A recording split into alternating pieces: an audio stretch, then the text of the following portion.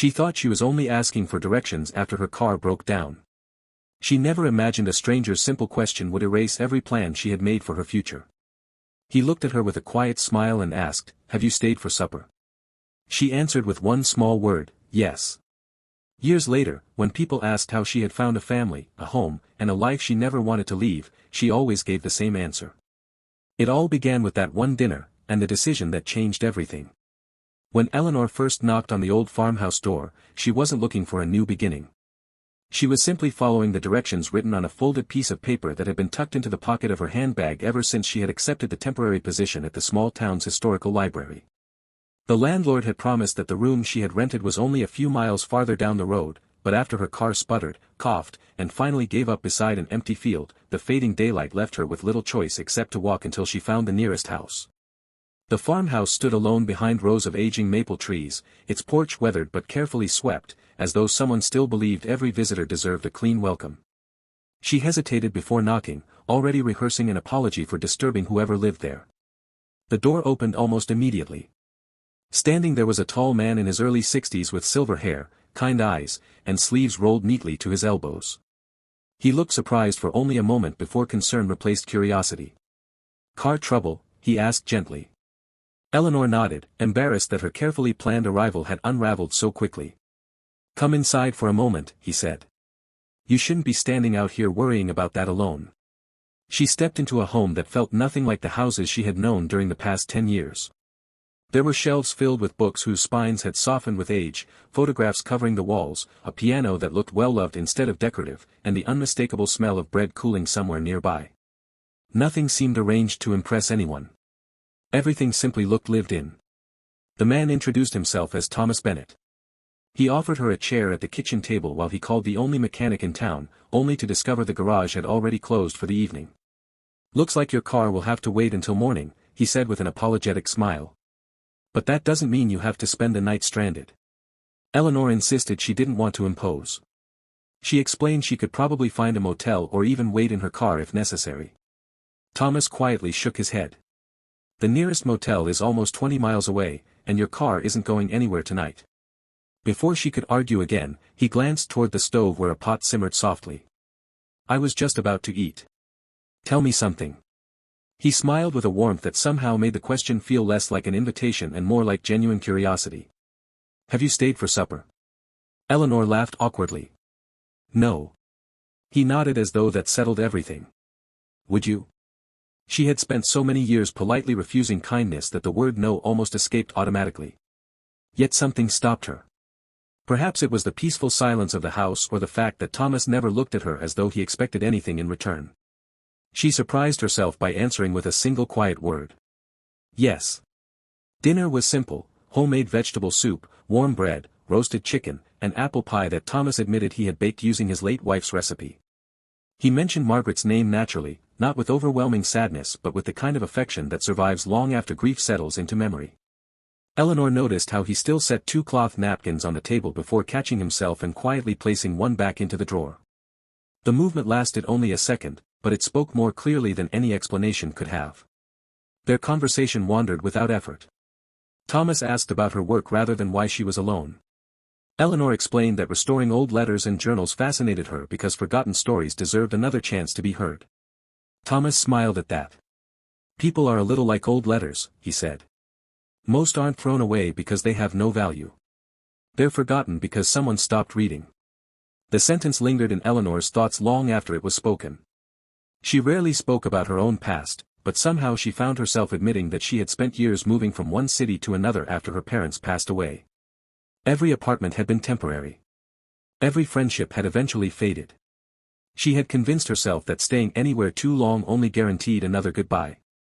Thomas listened without interrupting, never offering quick advice or empty sympathy. When she finished speaking, he simply poured more tea into her cup. "You've gotten very good at leaving," he observed softly. "I suppose I have. But are you equally good at staying?" She looked down at the steam rising from her tea because she honestly didn't know the answer. After dinner Thomas insisted she take the guest room upstairs. He explained that it had belonged to visiting relatives over the years and that fresh blankets were always ready. The room overlooked the orchard behind the farmhouse. On the bedside table rested several books, a small reading lamp, and a framed photograph of a smiling family gathered around the same kitchen table downstairs. Thomas, Margaret, a teenage boy, and a younger girl stood shoulder to shoulder, laughing at something outside the frame. The next morning Eleanor woke earlier than expected. She intended to leave quietly after thanking Thomas for his generosity, but the smell of fresh coffee drifted upstairs before she had even packed her bag. Downstairs she found him repairing the leg of an old wooden chair while breakfast cooked on the stove. "I thought you'd already be gone," she admitted. "I could say the same about you," Thomas replied with an easy smile. After breakfast the mechanic called to say her car would be repaired before noon. Relief should have filled her immediately. Instead she felt an emotion she couldn't quite explain. She had known this house for less than a day, yet the thought of leaving carried a surprising weight. While waiting, Thomas asked if she might help organize several dusty boxes stored in the attic. They contained decades of handwritten letters, photographs, receipts, newspaper clippings, and journals that had belonged to his grandparents. Eleanor's eyes brightened the moment she opened the first box. She handled every page with the same care she used in the library. Together they spent hours uncovering forgotten family stories, laughing over old photographs and reading notes written between generations who had long since passed away. One envelope contained a letter Margaret had secretly written to Thomas years before her illness became serious. She had hidden it among the family papers, believing he would someday discover it naturally instead of searching for it through grief. Thomas quietly unfolded the pages with trembling hands. Eleanor offered to leave the room, but he gently asked her to stay. By the time he finished reading, tears rested silently in his eyes. Margaret's final words were not about loss. They were about life. She had written that loneliness had a way of convincing good people that their stories were already finished. She hoped Thomas would someday open the front door without fear and welcome someone new into his life, whether as a friend, neighbor, or family yet to be chosen. Thomas folded the letter carefully and stared at it for several long moments before speaking. "It seemed she was planning this long before either of us knew." Eleanor smiled faintly, unsure what to say, but for the first time in many years she realized she wasn't thinking about the road waiting outside. She wasn't counting the miles to her rented room or worrying about how quickly she should move on. Instead, she found herself wondering what other stories were still hidden inside the old farmhouse, and why, after answering yes to one simple invitation for supper, leaving suddenly felt much harder than arriving. Eleanor told herself she would leave after lunch. The mechanic had repaired her car, the room she had rented in town was waiting, and there was no sensible reason to remain at the farmhouse any longer. Yet as she carried the final box of family papers down from the attic, Thomas asked if she could help him identify a handful of letters whose ink had faded almost beyond recognition. She smiled before answering because, without realizing it, she had already set her suitcase back beside the staircase instead of near the front door. The afternoon slipped away as they carefully unfolded brittle pages, piecing together fragments of lives that had nearly disappeared with time. One letter belonged to Thomas's grandfather, written to his wife during the first months after they had married. Another contained a recipe copied by Margaret's mother in careful handwriting, with little notes in the margins about ingredients she could never quite measure because she always cooked by instinct. Eleanor laughed as she read them aloud, and Thomas admitted he had forgotten half of those stories until hearing them again. The house no longer felt like a stranger's home. It felt like a place where memories were welcomed instead of hidden away. When evening arrived, Thomas quietly prepared another meal, never asking whether Eleanor planned to stay. He simply set 2 plates on the table, and she sat down without thinking twice. They talked about books, music, and the people whose names had filled the letters they had spent the day reading. For the first time in years, Eleanor noticed how peaceful it felt to eat without rushing toward the next obligation. There was no awkward silence to escape and no expectation that every conversation had to fill every empty moment. Sometimes they simply smiled across the table, and somehow that silence said enough. The next morning Eleanor finally drove into town to meet the landlord of the small apartment she had rented. The building was clean, but the rooms felt empty despite the furniture already inside. As she stood in the center of the apartment, she realized it looked exactly like every temporary place she had lived before. 4 walls, a bed, a table, and another promise that she would not stay long enough to grow attached. She signed the paperwork anyway, unpacked only the essentials, and spent the rest of the afternoon arranging books that somehow made the rooms feel less unfamiliar. Yet before sunset she found herself driving back toward the farmhouse, telling herself she only wanted to return a book Thomas had lent her. Deep down she knew that wasn't the real reason. Thomas was repairing the orchard fence when she arrived. He looked up, smiled, and waved as though he had expected her all along. I wondered if you'd finished that book already, he joked. Eleanor laughed because the novel was still sitting unread on the passenger seat of her car. Instead of pretending otherwise, she admitted the truth. I think I just wanted to come back. Thomas nodded without surprise. You're always welcome here. Weeks turned into months with surprising ease. Eleanor settled into her work at the historical library, but nearly every evening she found herself stopping by the farmhouse. Sometimes she catalogued old family records with Thomas. Sometimes they cooked together using Margaret's handwritten recipes. Other evenings they sat on the porch discussing the stories Eleanor had uncovered at the library and the forgotten families whose names deserved to be remembered. The townspeople gradually stopped asking whether she was visiting Mr. Bennet because they simply expected to see her there. Even Thomas's neighbors smiled knowingly whenever Eleanor's car appeared in the driveway. One Saturday the town organized its annual historical exhibition, inviting residents to display family heirlooms and documents. Eleanor convinced Thomas to contribute several of the letters they had restored together.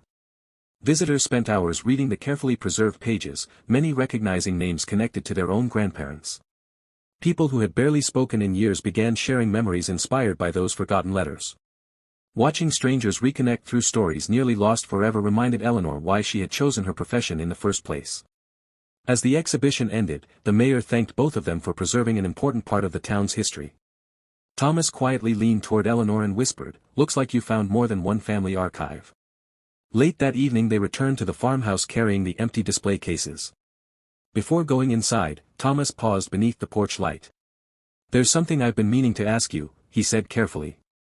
Eleanor felt a sudden nervousness she couldn't explain. Thomas looked toward the front door before speaking again. Margaret always believed a house wasn't measured by who built it. It was measured by who chose to keep coming back. You've done that every day since you first knocked on this door. He reached into his pocket and unfolded the letter Margaret had written years before. I think she understood something I didn't. She knew that life would eventually place someone here who needed this home just as much as this home needed them. Eleanor felt tears gathering before she could stop them. I don't want you to feel obligated, Thomas continued. You've built your own life, and I'm proud of everything you've accomplished. But if you ever grow tired of pretending every place is temporary, I'd like you to consider this farmhouse your home too.